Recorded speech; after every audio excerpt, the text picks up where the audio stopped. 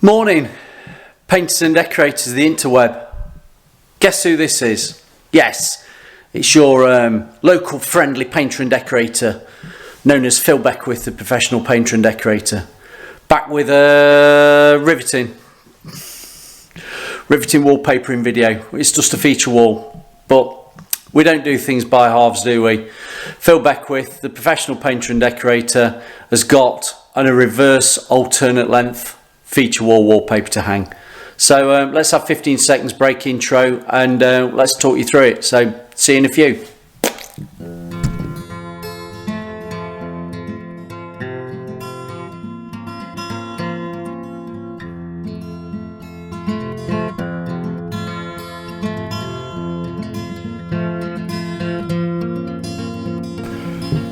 Right, here we are again. We've got a wallpaper. I mean, if you can just see the colour of that wallpaper, it's one of those papers that you could have emulsioned the wall, but we don't want the emulsion wall effect. We wanted a wallpaper effect. Now this is a non-woven, which means it's paste the wall, and reading the instructions, I've got, I don't know whether you can see that there. You see that? I've got a paste the wall emblem. I've got the light fast, I've got the washable, well, scrubbable, washable, wipeable, and just there you've got two arrows, one up, one down. That means it's a reverse alternate lengths, and then next to it I've got a 0 and an arrow to it. Can you see that? Which means it's a free, random, no pattern match, so straight through. Don't have to join it up. So this is an easy one to do, as long as you know which is your A and B. Now if you want to know about reverse alternate lengths wallpaper, I've done a video there a few month ago, can't remember now. So you can see that video there, but this one I'm going to do as a quick video on doing, I'll stand back, it's just one feature wall. Can you see that there? The rest of the walls have been painted in Purbeck stone, which is a Farrenball colour. We've lined the wall, so it's a nice even sound surface, and you know the reasons why you line walls. To make a nice clean sound insulated surface for putting quality wallpaper on. And if you read the instructions, it advises putting lining paper on, which we've done. So what I'm going to do, I'm going to measure out on the wall where the lengths are going to go, because this is a dark colour, and I'm going to put some bands of emulsion down for where the joints are going to fall. So if you want the basics of hanging a wallpaper on a feature wall, what I'm going to do is, there's a corner, there's a corner, there's a corner behind my shoulder there, and I'm going to find the middle and then work from the middle either side and get me balance of the wallpaper. So I'm not starting at one end and finishing at another and finding out I've got a little strip at one side, because I don't want that. It's always good to get into the habit of measuring out your walls, because if you did start in that corner there and did a full, let's put it there, if I did a full, let's try and get that there, if I did a full drop all the way along, starting in a corner and then get to the other end, and I'm only using a fraction of paper, a little strip, that doesn't look good. Whereas if I start from the middle, and my other video I've done, was it last week, is there, paper in a feature wall, where you find the middle and you can either balance it by putting the paper roll in the middle, or you can do the edges of your paper on either side of the middle line of the plumb line. So yeah, I tell you what, let me measure it all out, see where my fall's going to be, and then we'll put some bands down and I'll come back to you later. Be a quick one, this one, 10 minutes, 15 minutes, hopefully.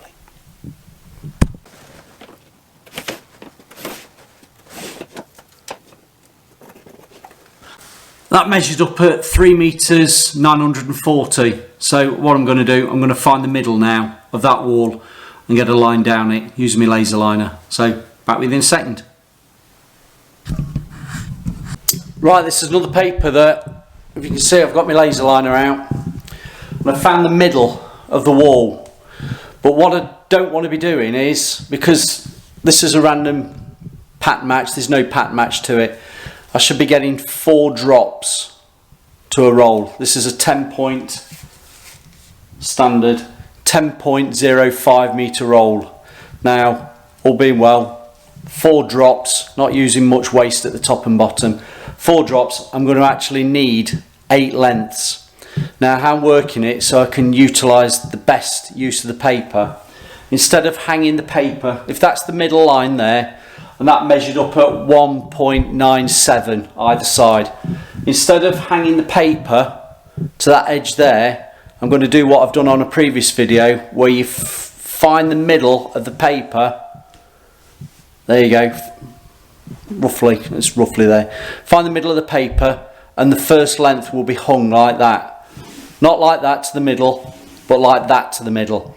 That means that we'll call it A's and B's. So an up and a down, right. This will be an upright, because it's reverse alternate lengths. This will be an A length.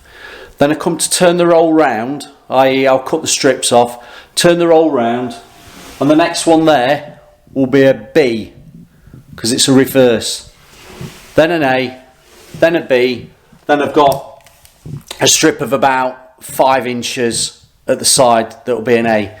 Now what that's going to mean, because I've hung halfway of the roll, I'm going to come all the way across this side with exactly the same A's and B's, finishing with a strip at that end of about the same size, 5 inches, whatever it is an A, which means I can use the same length, that side and that side. Now it's paste the wall, and I'll cut it down to size. That will be the left hand good edge, the opposite end will be a right hand good edge, and that's how I'm going to do it. So it's quite straightforward. Just make sure you know whether it's an A or a B, rotating them round, and you should be fine. So what I'm going to do now, I'm going to mark it up where the lengths are going to fall, put some Purbeck stone as a background colour, so the joints, if they slightly move open or the wall slightly out and you get a bit of grinning through the lining of the lining paper, you won't see it with the Purbeck stone.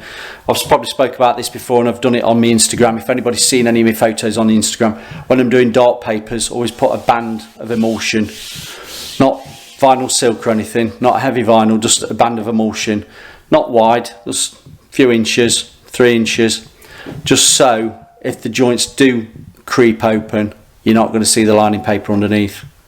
Does that make sense? Should do. So alright, see you in a bit. I'll do some stills of the bands on it, then I'll crack on with the wallpapering and show you at the end. I don't need to show you how to do wallpapering, that's on previous videos. So yeah, job's a good one. Another one, feature wall, enjoying it, loving it, living the dream, living the dream. Comments, bell, see you in a bit.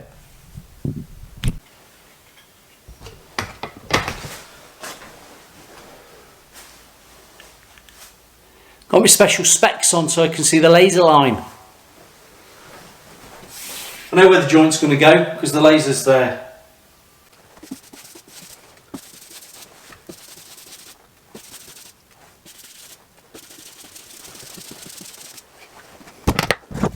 And there you have it, you do that all the way along. Everywhere that you know that you've got a joint, just put a band of emulsion down, and the laser liner will keep me top to bottom so I know where that joint will be.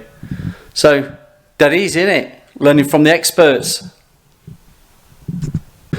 Right, you professional painters and decorators, wallpaperers, hangers, slingers, whatever you want to call it. While I've been away, I've marked up all the walls. You saw a little bit of a speed clip, just putting the bands down.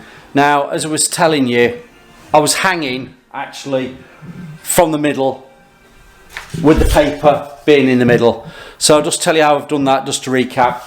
That width is 530 millimeters, 53 centimeters. So half of that, write it on the wall, do your maths. 53, half of that's 26 and a half. So from the actual middle of the wall that I've got there with the laser, I've gone 26 and a half across, and I've now adjusted the laser accordingly. So that, if you can just see that with the laser, I can see it. Just there is the laser liner I'm going to hang to. Now I know a lot of people will say, oh, use a plumb bob, use a plumb bob. Yeah, if you want to use a plumb bob, but the laser's there permanently. Look, it's not having to be put up by me and it's swinging around like a pendulum, swing like a pendulum, do Westminster Abbey 2 by 2. You know that song? Yeah. I don't know whether that's the words. So what I've done, I've just got the pencil and I'll use this as my pointer. Top to bottom, I've just marked a little bit of a line all the way down. So when I do take away the laser liner, I've still got a mark to work to. Now, the other thing that was picked up on when I did the reverse alternate lengths before, I hung off the roll. So this time, for a change, because you can do it either way, I've actually cut the lengths ready, just to show that you can do it. And I was listening to other people because obviously they wanted to see it being done. So I measured up the height of the ceiling to the skirting. That measured up at 2.27 meters. So I've allowed 100. So I've measured off 237. So 2,370 millimeters, 2.37. I've measured that. That does me lovely 4 rolls. 4 rolls, that'd be ace, wouldn't it? That does me 4 lengths to a roll, which is nice because I need 8 lengths. So on the board, I've got them already cut, and at the top, I've marked each one as a top. Now I've got to remember, when I come here, that's going to be a top, which I call A. At the side's going to be a B. At the side there's going to be a B. And it works A, B, all the way along. Now I've marked it on the actual wall, so I know. So that's an A, a B. I'm telling you all the basics, aren't I? A, B, and then it'll be a strip at the end that's an A length, which will be a top, a straightforward top to bottom. Now that strip will also come in the other side, so the width of the paper will be cut down, and I've got a good edge for both sides. So there we go. For now, I'm going to say goodbye. I'm going to get a length on.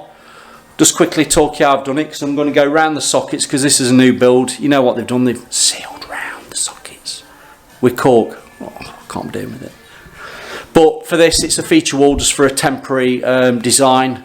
When it's done, I'm going to be putting some of those wooden strips, you know, the fashionable wooden strips that's trendy at the moment. That'll be a design feature. So I'll do that on another video. But for now, this is paper in a feature wall. And actually the feature wallpaper is just plain.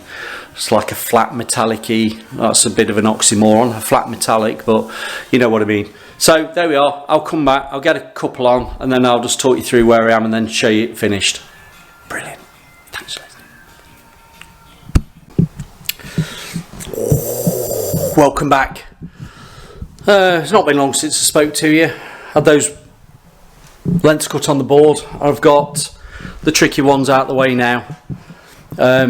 Centre one is the upright. The two either side are the reverse. You can probably just see where I've just wiped down the joints with a damp sponge, not over rubbing. You don't want to scrub it. It has got the 3 wave, meaning a decent scrubbable, wipeable wallpaper finish on the actual label, but we still don't want to over rub it and polish it. So carefully doing the joints. Had a seam roller on it, just get them down, got them up as tight as I can. Do we say tight as a duck's backside? Tight as nun's knickers. That's the one that somebody says to me, tight as nun's knickers. I've never seen nun's knickers, but I don't know. I don't know what they mean, tight as nun's knickers. Anyway, those are on. I've got 1 length left on the board, which I'm going to now cut from to do the 4 lengths off the new roll. So there we have it. That's gone straightforward, really.